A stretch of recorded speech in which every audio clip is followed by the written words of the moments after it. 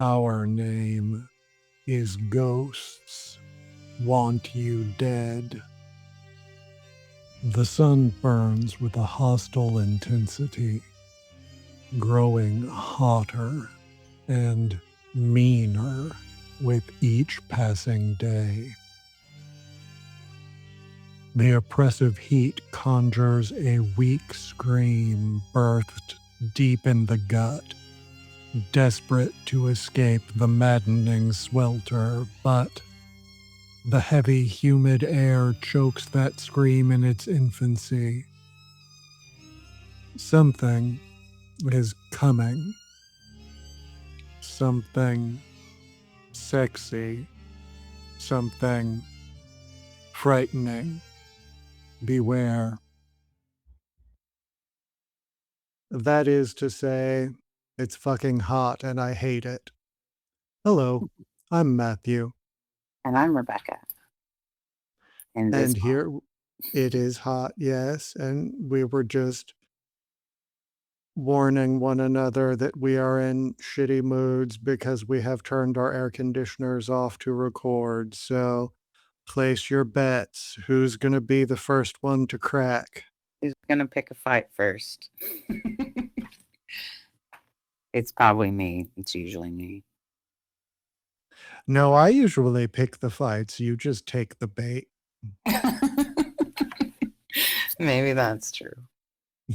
We've talked about that before, though. Argument as a form of like safety within a family unit. Like, well, it's fine that we bicker and bitch at each other because we will love each other anyway.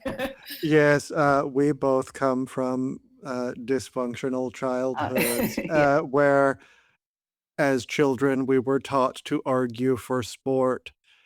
And now I am in a happy and healthy relationship, and he's nice all the time and won't fight with me, and it drives me crazy. So I still have to fight with my first spouse because Gotta have she will indulge me. So it. It's true, but sometimes I don't. Sometimes I'm like, no, no fighting. did you listen to our little The Vampire Lestat bonus? What did you think? Did you watch the show? Tell us about it on Instagram or Patreon or something. We'll be doing it again this week and then the next 4 weeks after that because there's only 7 episodes of the show. Uh, Speaking of television, have I talked about Widow's Bay on here? I don't think you have.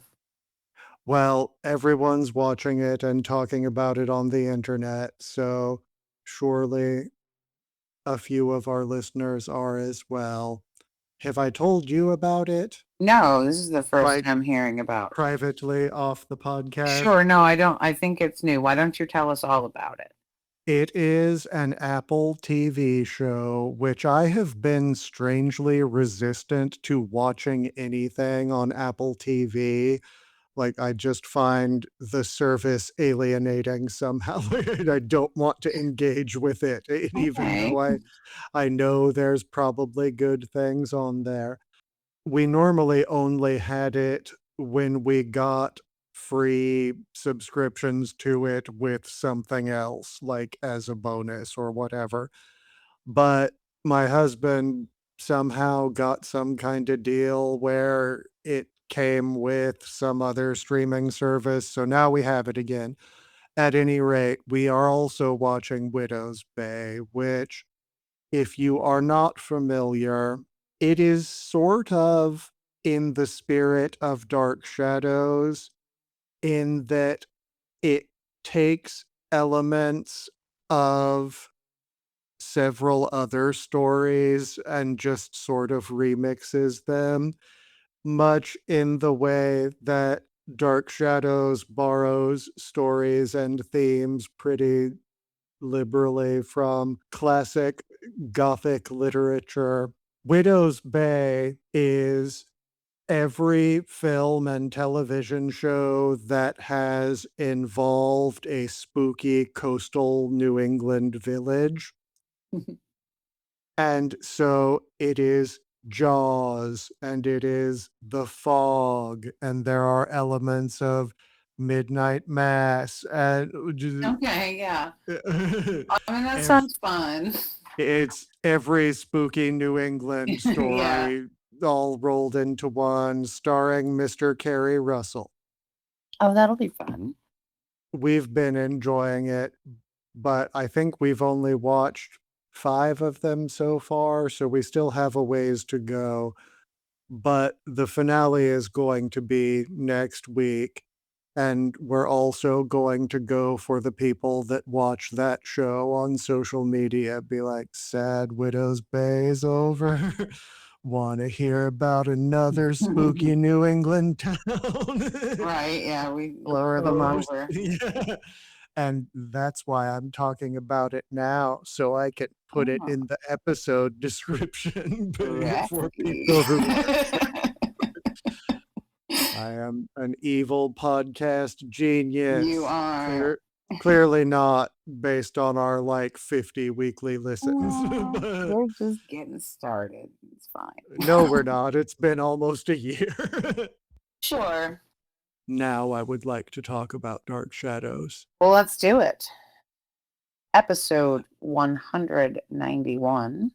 Victoria Winters reminds us that Bird Lady is trying to set Bird Baby on fire.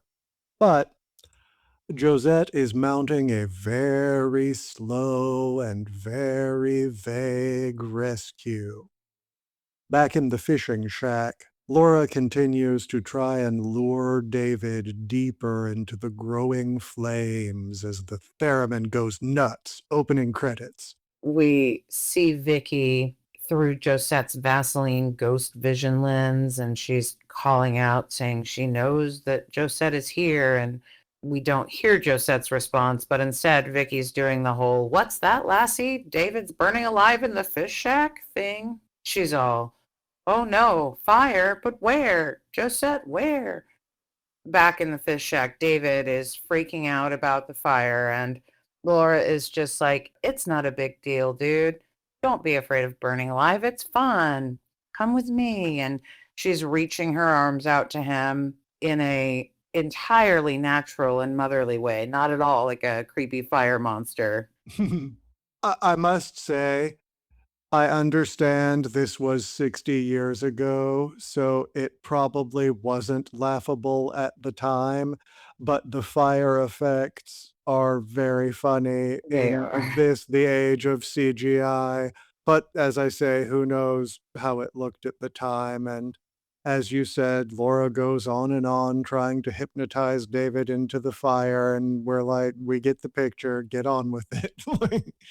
Right. And the fire is spreading and getting higher, and Mother's continuing to try to fire gnosis him and tells him it's all right to just stare deeply into the flames. And she tells him something about how the sun gives life and that the fire will give him eternal life and they will live happily ever after in their bird paradise. And he says he thinks he understands. Back on Ghost Vision, Eurovision's lesser known sister station, Josette is silently telling Vicky where the fire is, and it's in the little house. And Vicky freaks out and she's screaming into the Vaseline, "David is in there."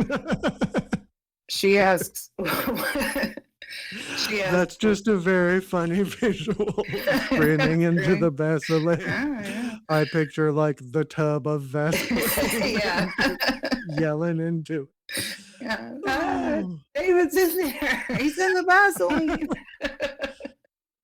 And she asks, "Well, what little house and where is it?" And finally, the little house by the sea, she figures it out that it's the fish shack. And she's screaming to Josette to not go because Josette's like, "Okay, I'm done now." Josette's like, "Fucking finally, you figured it Yes, out.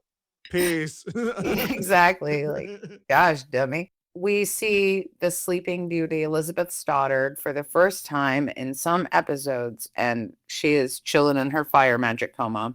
At the hospital in at the Boston. hospital. Yeah. Carolyn has come to visit.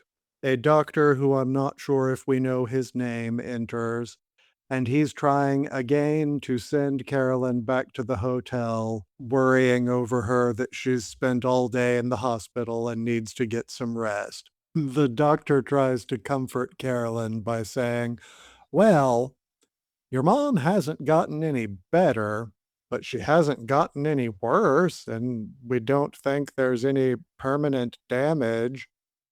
After the doctor leaves, Liz suddenly opens her eyes and they begin to dart around. Carolyn notices and tries to encourage her to speak, and then Carolyn yells for the doctor to return.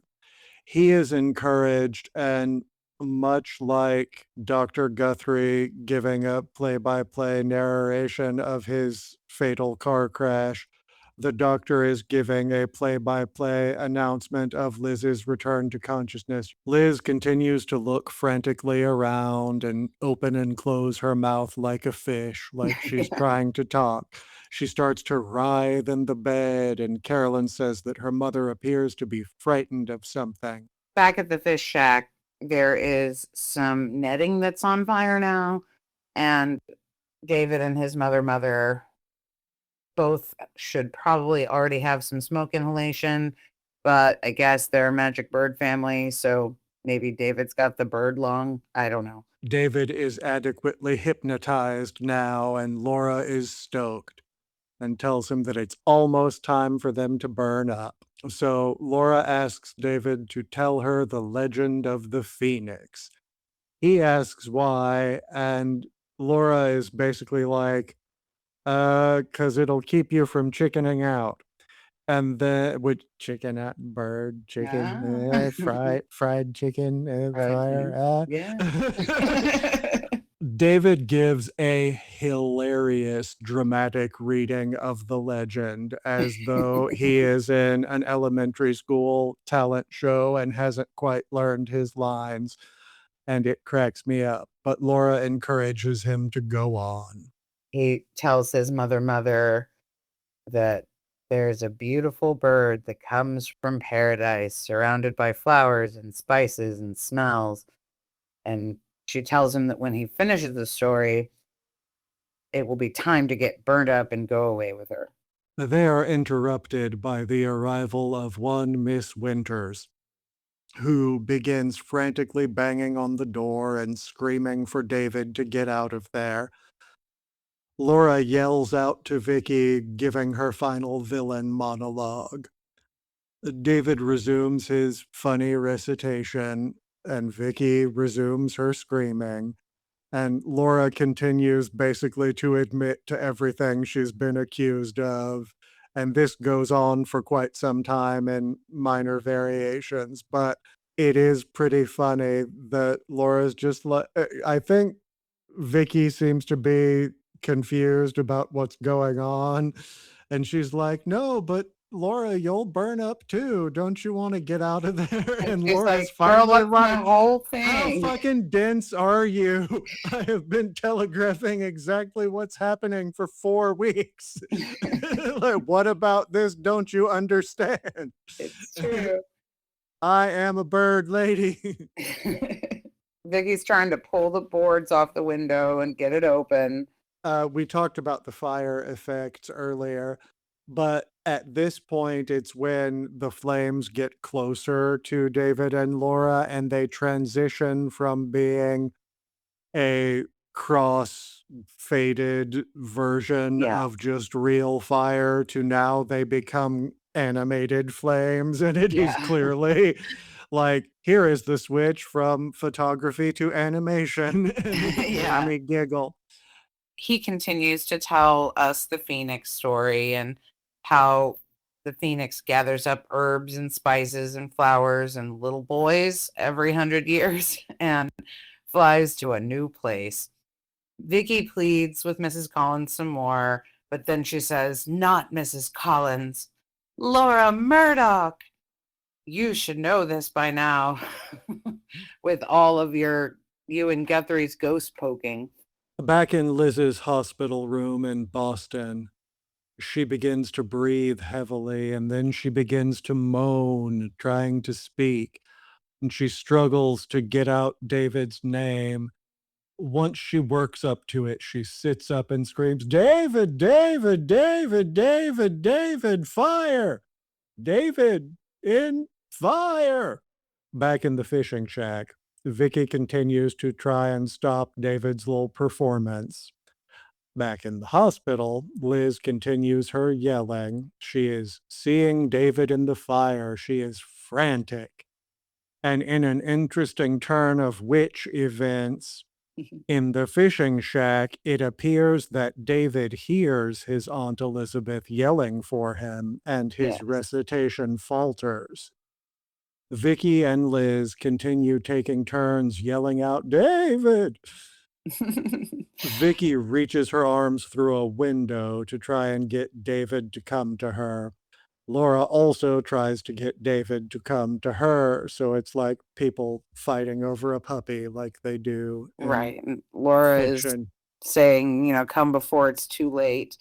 And David says, Mother, mother, the burning building. Or no, David says, Mother, mother, some, which is fun. Vicky is screaming and begging him.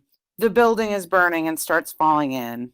A flaming beam falls, and the spell appears to be broken. Now David is afraid. And he's all, Mother, mother. And Vicky is screaming at him too, and Laura is saying she doesn't want to be alone and please come to me and please come before it's too late. And we see her engulfed in flames, and she says, Now it's too late.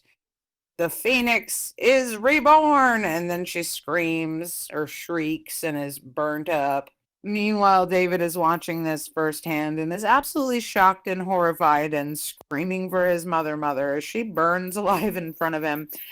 And it's pretty hard to watch, but I think little David did a very good job at that part. Well, as Vicky will outline for us later, she Sure. doesn't burn up, she just vanishes. She does her little shriek and then disappears. Well, I guess that's fair then. And then Vicky leads David out of the flaming shack and gives him a big hug before the end credits. Episode 192. Victoria Winters reminds us it's nighttime, and the fishing shack is being destroyed by magic bird lady fire. Outside, David is freaking out about the fire, and Vicky is trying to calm him down and lead him back to the main house. He is confused for a moment and thinks that he lives in the fire in the fishing shack. Vicky says, "Let's go home." And he's like, "Home? No, I live in the fishing shack in the flames with my mother. Yeah, he's Uh, confused and possibly still under a bird trance or possibly just grief stricken. I think that's how I read that. yeah, some sort of shock or bird magic or whatever. But at any rate, Vicky continues to try and talk him out of his confusion as Burke approaches, hollering. He has seen the fire, and Vicky confirms that Laura was in the fire but then vanished. Burke initially is compelled to try and save Laura from the fire, but Vicky talks him out of it. She tells him that she just vanished and he thinks that maybe it was the smoke, but she says no, she's really gone and there's nothing more to be done. David suddenly realizes where he is and says, Isn't that the fishing shack burning? And Vicky and Burke take David home. In Liz's hospital room in Boston, Liz is awake and regaining her memories slowly. Carolyn tries to calm her mother and get her to sleep. Liz begins to remember Laura putting the coma whammy on her. Carolyn explains what happened on the night she was magicked in the first place, and Liz is pissed that Laura got the better of her and is making excuses. Carolyn explains not to worry about it, that Laura is gone, and that's why Liz suddenly got better. Liz immediately asks if Laura took David, and Carolyn confirms that she did not. A little later, after Carolyn has explained off screen about Dr. Guthrie and how he tried to help and got killed for it, Liz wants to know just exactly how much snooping around Collinwood Dr. Guthrie might have done. She wants to know if he went in the old house, did he go in the closed off wing, or maybe the basement? Yeah, she's just woken up from her bird coma, but that doesn't stop her from needing to protect her own witch secrets. Now that she's coming back to herself, she's worried that Dr. Guthrie might have pried into her private business, and Liz gets nervous and wants to return to Collinwood this very night. She's mad at Carolyn that they let her remove her in the first place, and at a point, Liz is feigning concern for David when in fact, she is concerned for her own secrets, and it's amusing Yeah, it's funny. because she's Carolyn's like, like, "Oh, David, I want to get back to well, David." yeah, it's very funny. Carolyn says, like, well, you can't go back now, but it will be all right, and David is safe. And Liz looks confused for a moment and then says, David. And then Carolyn's like, yes, David. Isn't that why you want to go back so soon? And Liz's face makes a comical impression of a cartoon with something to hide. She's like, oh, I mean, yeah, sure, David. That's why. Back at Collinwood, Vicky is putting David to bed, and he seems not to remember what happened, only that the fishing shack burned down. And I'll cut what I said earlier because here is where he says, which means his fishing gear is lost, and that's a bummer. He wants to know how the fire started. He vaguely recalls that he was supposed to leave with his mother, and can't quite remember why he didn't go with her, and asks Vicky if Mother is mad at him for not leaving with her. Vicky straight up lies to him, Yeah, saying, "Oh, you just decided you wanted to stay here with us at Collinwood." because we're And so just nice and we love you. yeah, he swallows it and is glad he decided to stay and then goes to sleep. Okay, would you rather, Rebecca, let's say you're little David Collins, would you want to live out a normal human lifespan, which seems to be what will be the case for half bird baby David now, or would you choose to only live 9 years at a time, but get to do it once every 100 years forever? Well, that's tricky because as a 9-year-old David, I'm sure David would be like, fuck yeah, bird baby, baby. Uh, but it sort of brings the Claudia thing from Interview with a Vampire, and like Yes.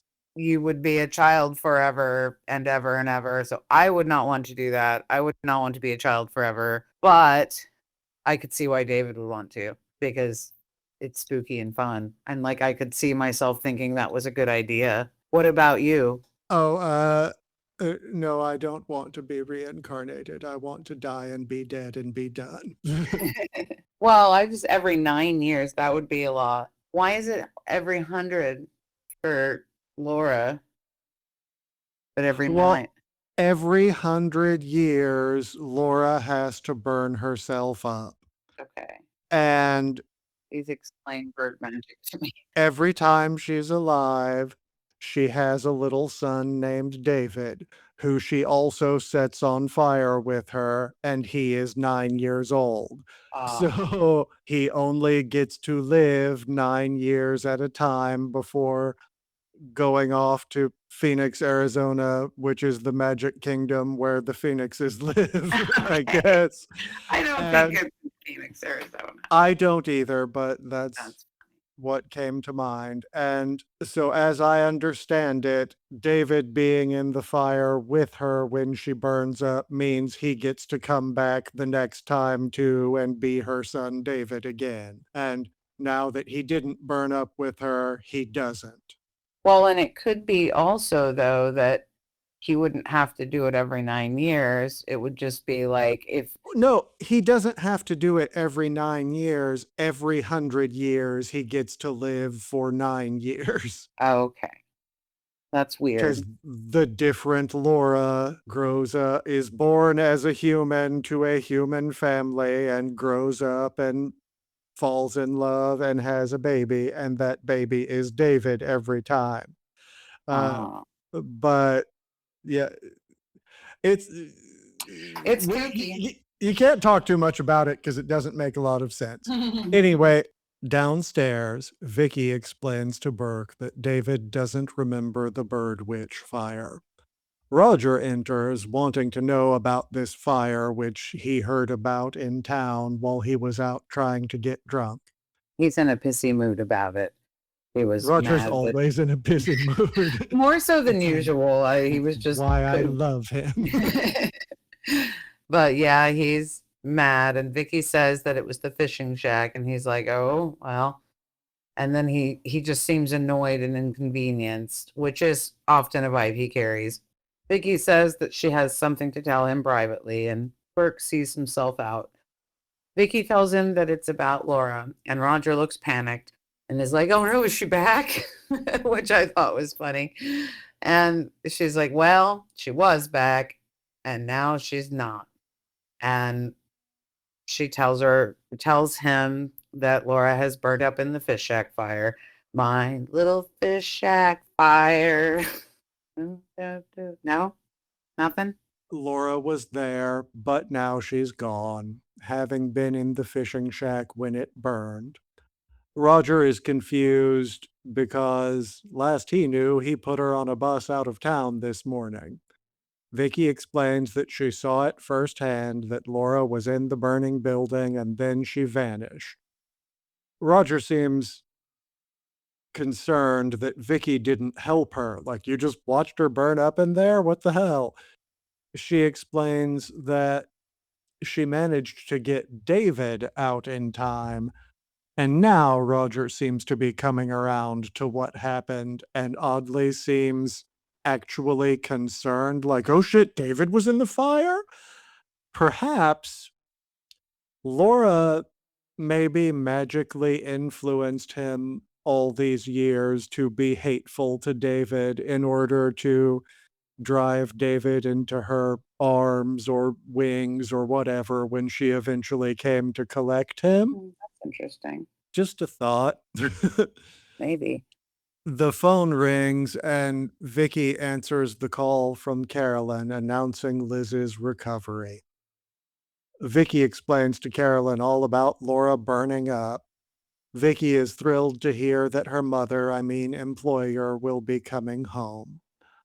Liz is also way too eager to get home, like, yeah, I really need to get back there right now, Carolyn. Back over at Collinwood, Roger creeps into sleeping David's room and he tucks him in, which causes David to stir and wake. Everybody always disturbing this poor child's I know, sleep. like let the baby sleep. He says, "Father, I thought it was you, but I wasn't sure." And Roger says, "Yes, it's me." And then David corrects his grammar and says it's supposed to be, "It is I," even if it sounds silly. And Roger smiles and apologizes. And David apologizes. Roger asks him what for. And he's like, "Well, because I was being rude, correcting my elders." And they kind of bond and say they don't have to apologize. David wants to talk about the fish shack and how it burnt down, but Roger wants him to go back to sleep because he's already remembering he doesn't actually like being a father. And he talks about how he's bummed that his fishing poles burned up, and Roger says not to worry about it. And he asks if David's or if Roger is all right, and he says that he is. It's kind of touching. It seems like he wants to say something but then doesn't, but It also rather recalls the earlier scene with Carolyn doing the same thing, coming in and waking him in the night and being oddly nice to him. And again, David's like, you feeling all right? Because you're yeah, not being a everything's all dick right. or verbally abusing me or threatening me or anything. And that's not normal. Right. Downstairs, Burke and Vicky are talking, and Burke says there's not much of the fish shack left, and Vicky wonders if they should call the police or an ambulance. And Vicky tells Burke that the whole burning up in the fish shack is just like the legend of the Phoenix that Laura was telling David. Burke immediately dismisses her thoughts because he's a man and she's a dumb little lady. Well, she is a little dumb in this instance because it seems as though just now, sitting talking with Burke, only now Vicky has seemed to have put together that, oh, Laura was a bird lady. Yeah, Like but she Burke is just still told being, me. yeah. Yeah, he is. Vicky is convinced, though, because she did burn up like a phoenix and leave nothing behind. Burke says she did leave something behind and produces the locket that was also the locket on the lady who died in Arizona, the other Laura. Vicky says that the locket at both burn sites because they were both Laura's, whoever that was, end credits. And that is all we have to do with Bird Lady. Fare thee well, bird lady. You made the greatest faces. He did. I did like the sort of mishmashing of different legends and folklores about winged evil ladies and the weird reincarnation thing. It's pretty fun. I like it. I thought it was a pretty creative story, even if it was a little dragged out and weird. Yeah, I love Laura. Yeah, it was good times. I think we should write a spin-off of the 2067 Laura comes back and is in space now or something. Episode 193.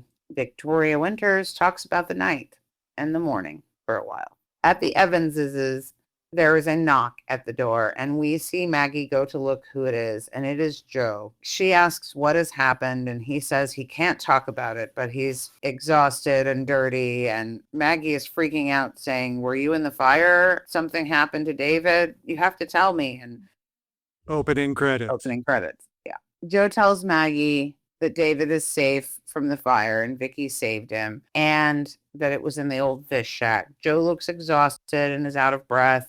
Maggie comforts him and says he's all right and she'll make some coffee. Sam comes in and starts to give him a little shit about knocking at the door in the middle of the night, but Maggie says cool it and tells him that David almost got burned up. And Sam says he thought it was going to be all right since Laura was gone and then asks if she was there. And Joe says, yes, she was in the fire in the shack. Maggie updates Sam and says that Vicky saved him just in time. They ask about what happened to Laura and if she died by fire. And Joe says, I guess she did, and relays that they looked through the ashes and didn't find any remains. He tells how Vicky saw Laura disappear in the fire. Sam is shocked and says, wow, she really wasn't human. And Sam asks if she's gone for good. And Maggie says, yes, for a long time. And Sam asked how she knows. And she says, the first day she got off the bus, she told her about the story of the Phoenix.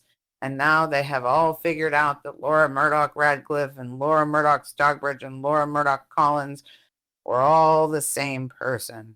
And that person was a phoenix bird. And Laura Murdoch, Phoenix, Arizona. Yes, Laura Murdoch, Phoenix, Arizona. We forgot that one.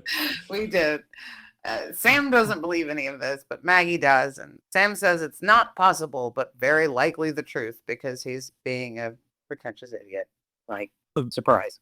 Yeah, the following day, still at the Evanses' home, Sam is examining his burnt up hands, now curiously healed of the bird lady inflicted burns. A knock on the door produces a Portia Fitzsimmons. She's an art snob, apparently an important art lady of some kind, and she wants to know the ages of the paintings hanging around. She's only interested in Sam's work of about 10 to 12 years ago to exhibit in her gallery. She tells him that she found a couple of his paintings in a junk shop being sold only for the frames, but she happened to think that the paintings she saw fit into what she sees as a coming trend. So she wants a bunch more of them to try and make them both a bunch of money. There's a He funny try- part in there. There's a funny part in there where he's like, "Oh, well, at least they were framed handsomely." And she's like, "No, the frames were ugly too." I got a good giggle out of that. she is a delight. I like this Yeah, lady. she's fun. She is fun. But at any rate, he tries to interest her in his current work, but she doesn't care about what he's working on now. She wants at least 12 or as many as he can get of 10 to 12-year-old paintings. Sam doesn't think he can do it, but gives in and is like, okay, I'll do it. She gives him a deadline of 1 week. And he's like, a week? That's not enough. And she bitchily is like, well, if you can't do it in a week, you can't do it at all. Anyway, bye. Yeah, she's pretty that, great. that's all we see of her for the moment. At the Blue Whale, Joe and Maggie are at a table talking about Sam's miraculous healed hands, and Joe apologizes for busting in on them in the morning, and he asks if she talked to anybody. They begin to gossip about all the drama at Collinwood, and we see a mysterious old Burke Devlin type in a trench coat and sailor hat eavesdropping. He approaches, asking, excuse me, I couldn't help overhearing. Did you mention a Mrs. Stoddard? He has an unconvincing Irish accent, which we tried and failed to replicate, so we won't be doing. He wants to know what Mrs. Stoddard is recovering from. He eventually introduces himself as Jason McGuire. Maggie introduces herself and Joe. The stranger offers a drink, but Joe isn't into it and shoos him away. He seems to be having Burke and Carolyn flashbacks and is like, who is this gross old man trying to talk to my lady at the Blue Whale all the time? I didn't I didn't read it like that, more just of a protectiveness against people prying into their Collinswood bullshit. Yeah, and the guy is just skeevy, but Yeah, he's at it definitely that. at any rate, this Maguire character is fishing for gossip about a scandal involving Liz. Like he heard something about a scandal. And Maggie bites because, of course, she does. And she's like, oh, girl, can we talk? Well, I heard. She explains that Mrs. Stoddard hasn't left Collinwood in 18 years. That is, until she went to the hospital a few weeks ago. Maggie says there are lots of theories, but nobody knows exactly why. And he insinuates that he is an acquaintance of some kind from way back, but does not elaborate. Back at Collinwood, Sam has come to talk to Roger. Roger doesn't want to talk to Sam, as he usually doesn't, and is trying to get him to go away. Sam doesn't give a fuck and is just like, I'm here for the paintings that you have that I sold you years ago. And Roger says that he doesn't know where they are and he isn't going to track them down and he's being belligerent. Sam demands that he wants them in a few days. And Roger says, well, I paid you for them and they're mine. And Sam's like, you paid me $15,000 to keep my mouth shut, not for my paintings. And it gets heated and they get yelly. And Roger wants to know why he wants them. And he says that they're valuable only to him. But Roger's like, well, clearly they're valuable and I could sell them back to you. But Sam's like, if you don't give me the paintings, I'm going to go talk to Burke Devlin.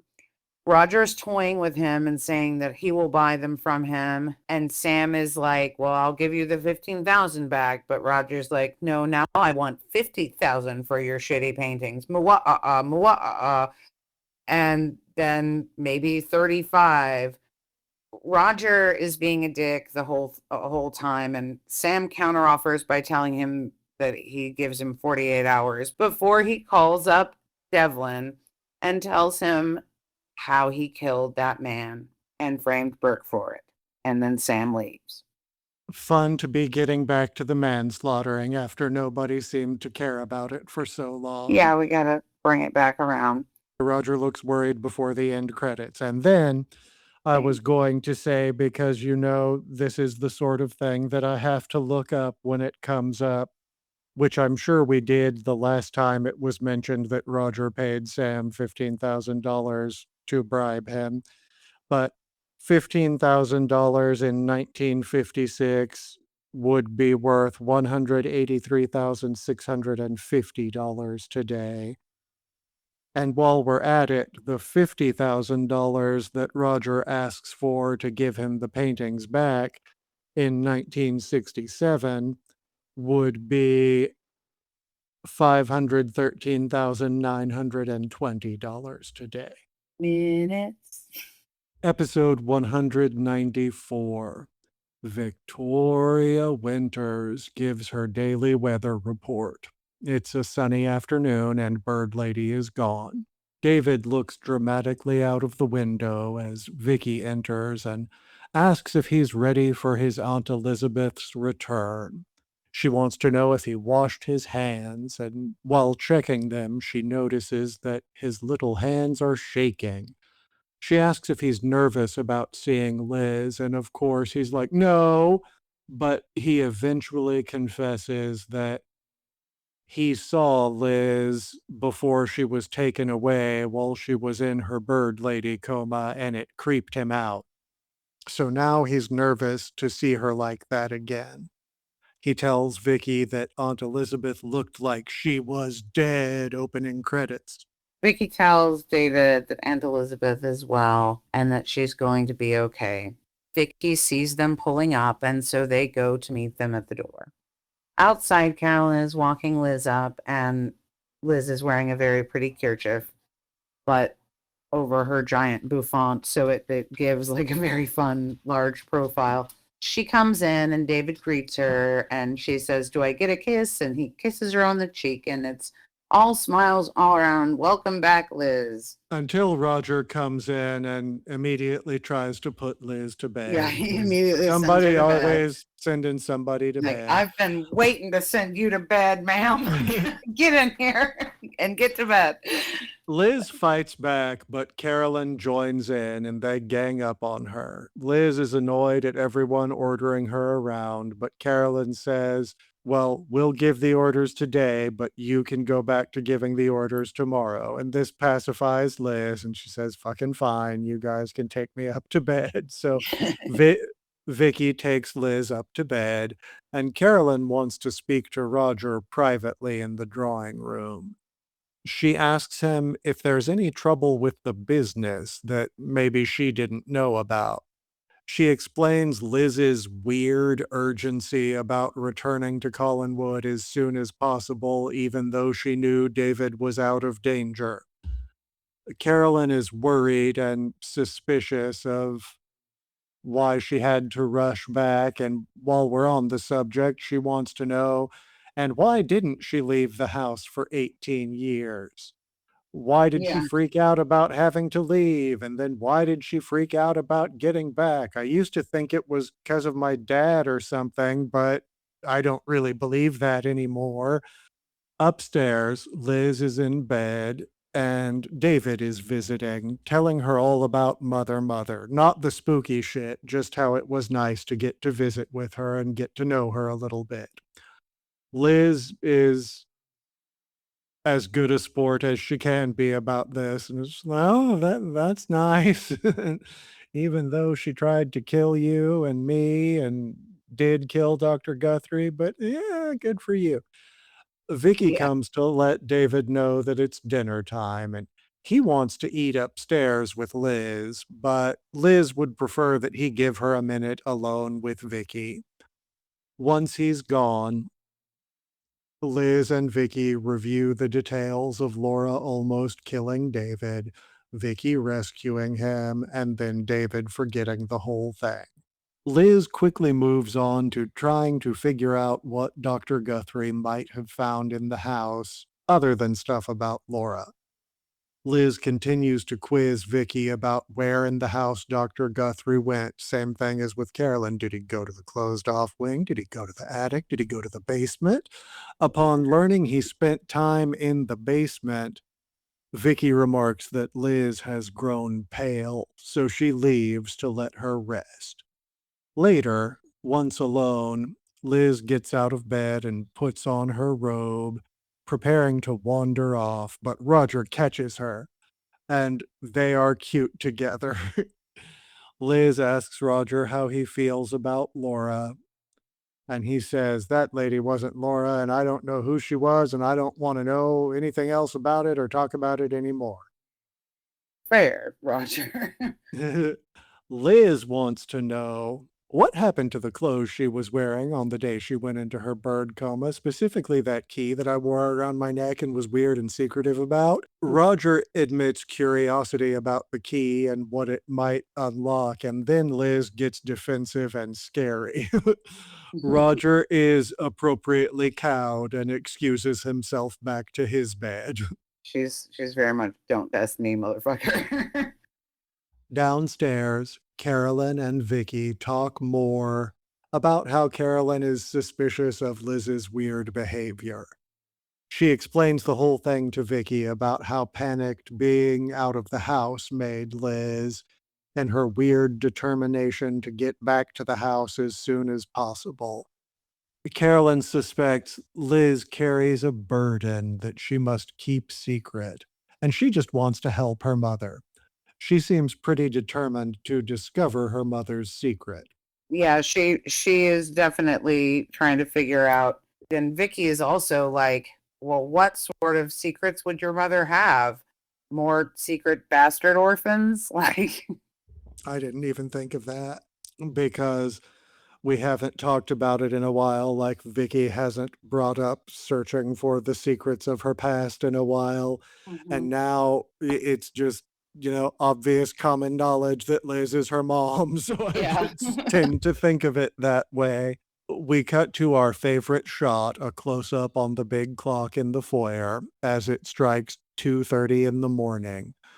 Suspenseful music cue as Liz creeps down to the basement under the cover of night. She approaches the spooky locked room from about 180 episodes ago, if you remember that. Back when Vicky first arrived, she was trying to figure out what was in there, and Liz put a stop to it pretty quickly. Anyway, Liz comes down now and unlocks the door with the key she keeps around her neck, and she goes in and closes the door behind her.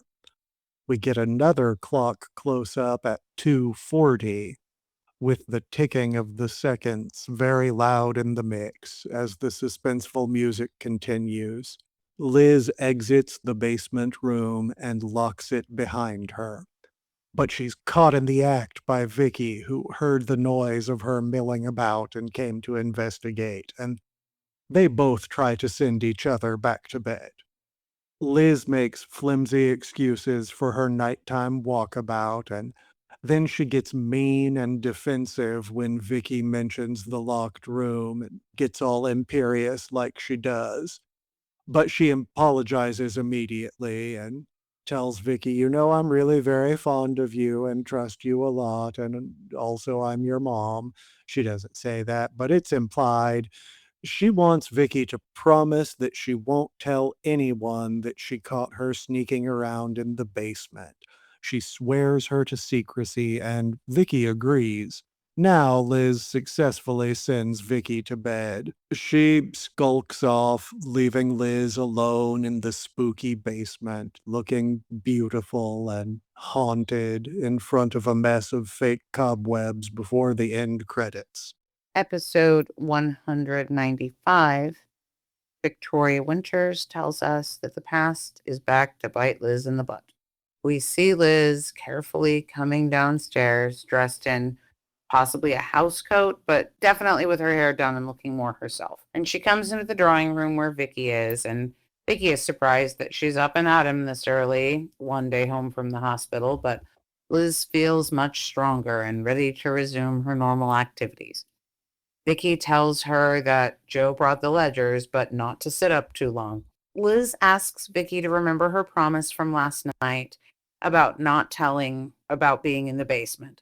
Vicky says sure, but doesn't understand why she was down there or why she was acting frightened of little old Vicky. Opening credit. Liz says she wasn't frightened, she was just startled. And Vicky argues back that even after she knew it was her, she was acting cagey. Liz shuts that down as she's wont to do and reiterates not to tell a soul. Carolyn comes in and hugs her mother and is glad to see her up and about. She tells them that David is off with Burke on a fishing trip and that David is really excited to play with the live bait because he's a little creep. Carolyn is glad that he will be out of the house and that it should be quiet for the afternoon. Liz agrees, quiet is what she needs, and Vicky says, well, that gives me a day off and she might get the heck out of there and go to town. Carolyn says she didn't sleep well last night because she heard Liz prowling around, and Liz is like, I most certainly did not, and I was in bed all night. And Carolyn insists she heard her door open and close and knows the sound of the squeaks and creaks and floorboards. Liz throws Vicky in front of this bus and says that it must have been her that Carolyn heard. And Liz is like, isn't that right, Vicky? And she's like, you came into my room last night. And Vicky begrudgingly said, yes, yes, I did. Carolyn pushes, saying that she just knew it was her, and Liz says she must have been dreaming, and then does the same thing with Vicky again, saying, well, you were right there, you saw me in bed. And Vicky says, yeah, I saw you in bed, okay. And she's clearly uncomfortable lying for Liz, but also doesn't really know what else to be done. Carolyn Well, is like, go ahead. Liz signs her paycheck, Yeah, so I mean, true. Carolyn's like, well, damn, I must really have been getting bad sleep. I'm going to go take a nap. And she runs off to do whatever. And I guess, successfully the, gets lit. yeah. What is this hot old lady up to? Anyway, Liz thanks Vicky for lying for her and says it was necessary, but Vicky asks Liz why again, and she just says to please trust her. At the cafe, Maggie is listening to some smooth jazz and humming and cleaning the counter when the tall, dark, mysterious Jerry Maguire or whatever comes in and greets her, and he asks if she remembers him from the other night at the Dead Whale, and she corrects him saying Blue Whale, and he says, well, it looked pretty dead to me. And I was like, oh, this guy has jokes that Maggie likes. Like, she's the queen of dad jokes and bad jokes. And she says, yes, she remembers him and laughs at his bad joke. They have friendly chatting and he orders a cup of coffee. He asks for some lemon peel and she's like, in your coffee? And he's like, yes, I learned that little trick in Europe. And she asks about his travels at sea, said that old salts are easy to spot. And I didn't look this up, but I'm assuming it's like a colloquialism for old sea dogs or whatever. Yes, it is. But she is worried that she offended him, but he says, don't worry about it. They flirt a little bit harmlessly. He's kind of creepy and She gives wants a off tip. bad vibes. Yeah, I mean, it's definitely harmless flirting. He says he's passing through and she asks if he's looking for work, and he says, no, not on a fishing boat. He's a first officer, so he's a naval man. She asks, what is it that he's looking for? And he says, maybe what all sailors want, tequila and syphilis. No, looking for a safe harbor in the storm. Maggie flirts with him some more, and she gets him some more coffee. They flirt about the coffee. Because in addition to wanting a tip, Maggie is also a gossip and she just wants to find out his whole deal. Yeah, she just wants all the details. So And she can they go tell everybody. that's her favorite thing to do. They flirt about the coffee, and then Vicky comes in and she tells Maggie she's on her day off and that David is on a fishing trip with Burke. And I like to think that the fishing trip with Burke is with Burke and Roger, and it's another episode of My Two Dads. That is like a fan fiction I want to write, where it's just like Burke and Roger break away and have a nice quiet life together. Vicky tells Maggie that Liz is home and she's recovering well, and old first Captain Jerry Maguire butts in and asks about Liz to Vicky. He asks if Miss Stoddard is still ill, and Vicky says she is not, but just returned from hospital and is healing up. He asks if Vicky works for Liz, and she asks him if he knows Mrs. Stoddard, but he doesn't answer the question. Vicky tells him about her job as a governess, tutor, and helpmate and companion to the Collinses. He asks about all of the people who live there, and she seems a little suspicious of him. Yeah, he's like, and what about the other residents of the house? If I could have their names, heights, hair colors, and social security numbers, that would be swell. Also, what about Daddy Stoddard? Yeah, he asks about Paul Stoddard, and Vicky exclaims, Paul Stoddard? And he asks if Paul is still around, and she says, no, he went away 18 years ago. This very night. No. He asks if anyone has tried to track him down, and she says she doesn't think so, but she doesn't really know. And then he says, well, for all we know, he might be dead. He thanks her for the information and thanks Maggie for the coffee and goes.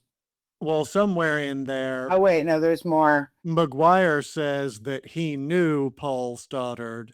So Vicky turns the tables and asks him if he's seen Mr. Stoddard, and he says no, and then he excuses himself in an over the top and gross way where he's like, "Oh, you lovely lassies, I must bid you adieu." This dude would get along with Sam. Yes. I don't like this character very much at all. He reminds me of someone that I have known in my life in person, and I just don't care for him.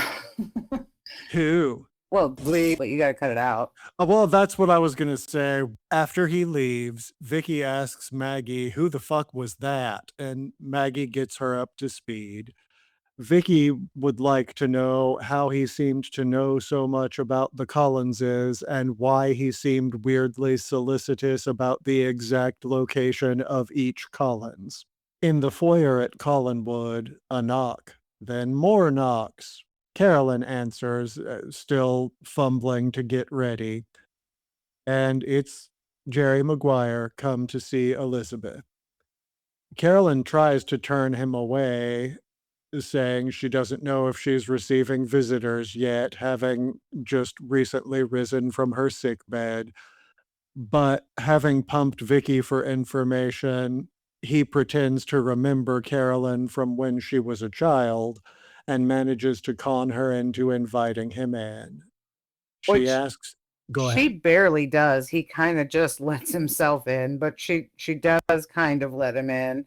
She asks who he is, and he evades the question, asking where Liz is. And he invites himself into the drawing room and makes himself right at home. As Carolyn asks again, just who the fuck is he? He still doesn't answer the question. He says he doesn't want to spoil the surprise when Liz sees him. So Carolyn agrees to play along, and he gives her a lot of the same bullshit that he sold Maggie. And Carolyn plays his little game, but clearly is just trying to figure out who he is. Off screen, Liz yells for Carolyn, who tells the slimy stranger that she'll go ahead and send Liz in. He goes over to the liquor cabinet and helps himself to some brandy because he's a presumptuous asshole. And Carolyn is telling Liz that someone is waiting for her.